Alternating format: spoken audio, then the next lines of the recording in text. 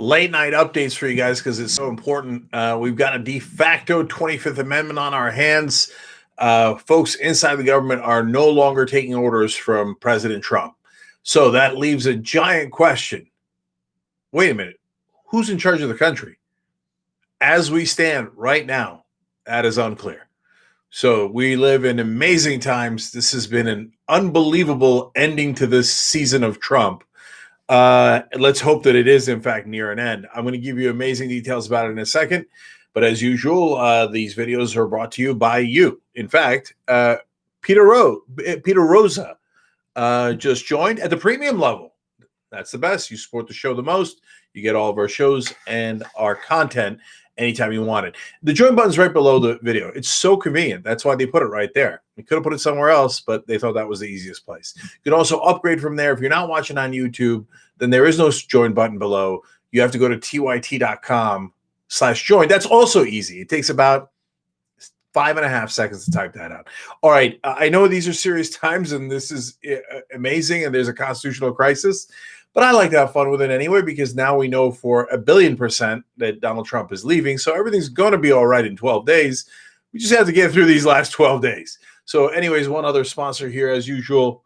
Who would sponsor us in these kind of difficult times? Well, somebody who's too strong, at least a company that is toostrongcoffee.com/TYT. You got to throw in the /TYT so Young Turks gets credit.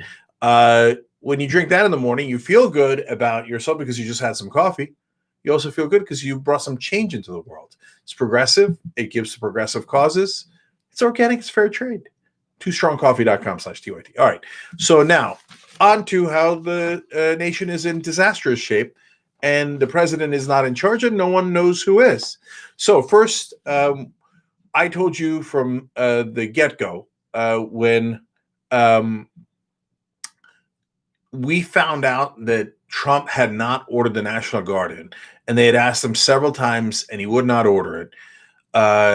And eventually, the National Guard did get ordered in to quiet down the streets and bring peace and order. So I said at the time, so then who ordered the National Guard?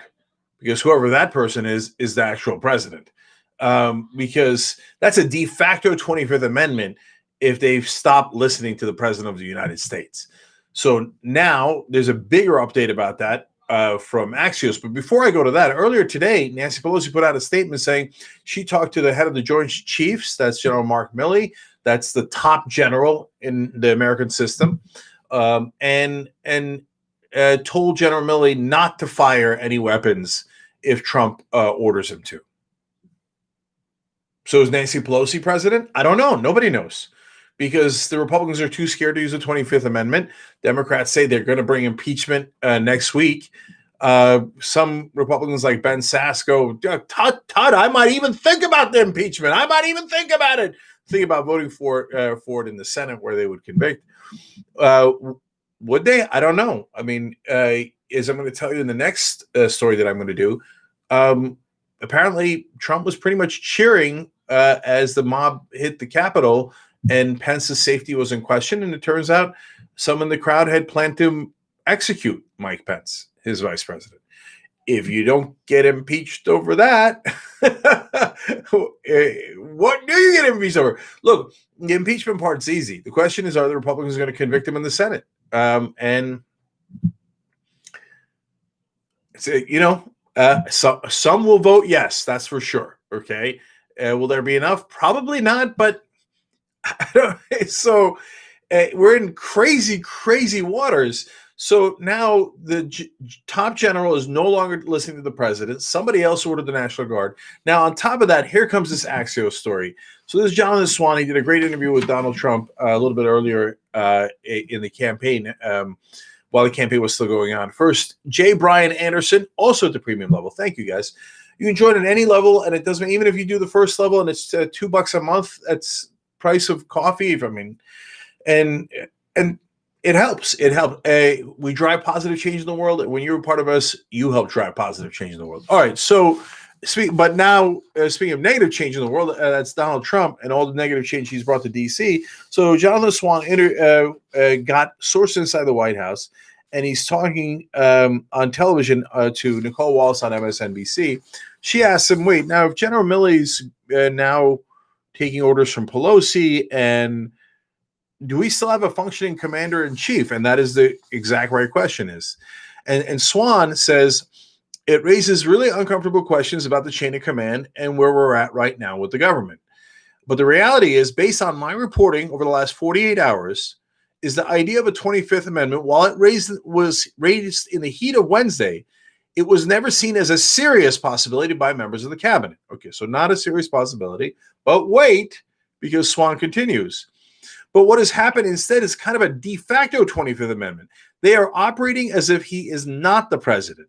Many of these senior officials ignoring him and staying away from the West Wing, staying away from him, hoping that he doesn't call.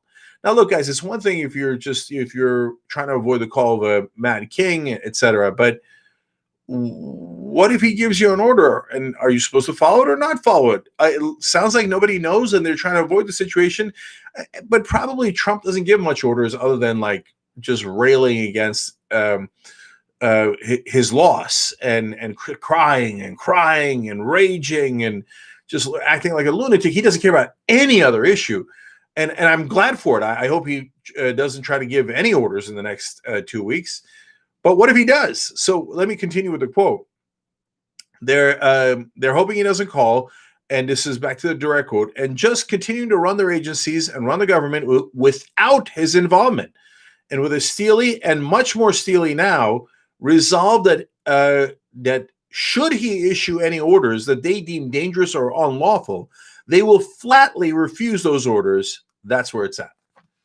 Okay, so I don't know who's in charge of the country. It looks like it's definitely not Donald J. Trump, and his own government at many levels, according to the reporting here, saying they will not follow Donald Trump's orders. They're trying to avoid him so he doesn't give any, but if he gives them, they're going to fall on deaf ears, and they're just not going to execute what the president says. Now, look, it's dangerous in both directions. I don't want a situation like that. The government functions where the president is at the top, and you should listen to the president's orders. On the other hand, we've never had a lunatic president. So what's supposed to happen is his own party is supposed to step in, his own cabinet is, and use the 25th Amendment for someone who's mentally incapacitated. Now, do they think he's mentally incapacitated? Of course they do. That's why they're not listening to his orders. They think, well, I'm not going to listen to a lunatic's orders. I'm not going to listen to criminal orders. They assume the president has either lost his mind or is a criminal.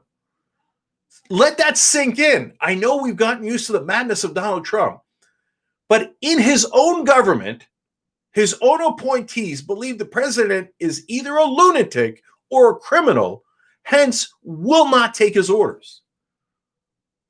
That's in the United States of America. That happened. It's happening right now. We're right in the middle of it. Meanwhile, the Republican Party is like, no, I'm still too scared to convict him, right? In terms of if he gets impeached and it goes to the Senate. And in this cabinet, they're too afraid to use the 25th Amendment. They're just like, I don't ignore him. Maybe Pence, ask Pelosi. I don't know, but don't ask Trump. He's not really the president. But no, we're not going to actually have any courage at all and actually take him out and put Pence in.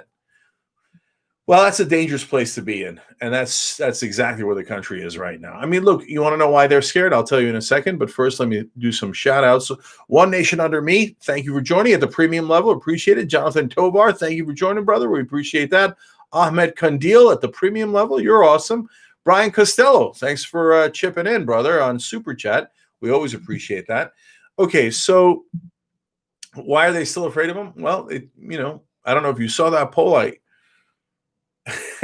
was in the middle of meetings, but if I was going to scream on here and do a live. Yeah, you got poll out. 45% of Republicans, the plurality, say, yeah, that riot where they broke into the house and destroyed things and 5 people died and some of the protesters, rioters were looking to murder people, including the vice president.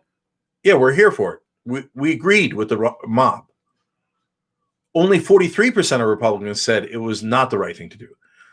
45%, the plurality of Republican voters, are now in favor of domestic terrorism. So if you're a Republican senator, you actually, if and you don't care about the country at all, you don't have any principles at all, you're just an unbelievable lying hypocrite weasel politician, which is pretty much all of them. Um, so if you're that on the Republican side and you're just looking at the numbers, yeah, I mean, there's an argument to vote with Trump, and it doesn't matter that Trump's a criminal, has lost his mind, encouraged a breach of the building, which could have actually gotten you killed. They were in hiding. They were downstairs in hiding. The actual Congress people and senators, and so they were afraid for their lives, and they should have been. It turns out some of them weren't coming to kill people, and still they're afraid of the poll numbers. They're afraid that their base is that they're literal lunatics. So they're like, I mean, what am I going to do? I gotta make sure I don't lose the vote in the asylum.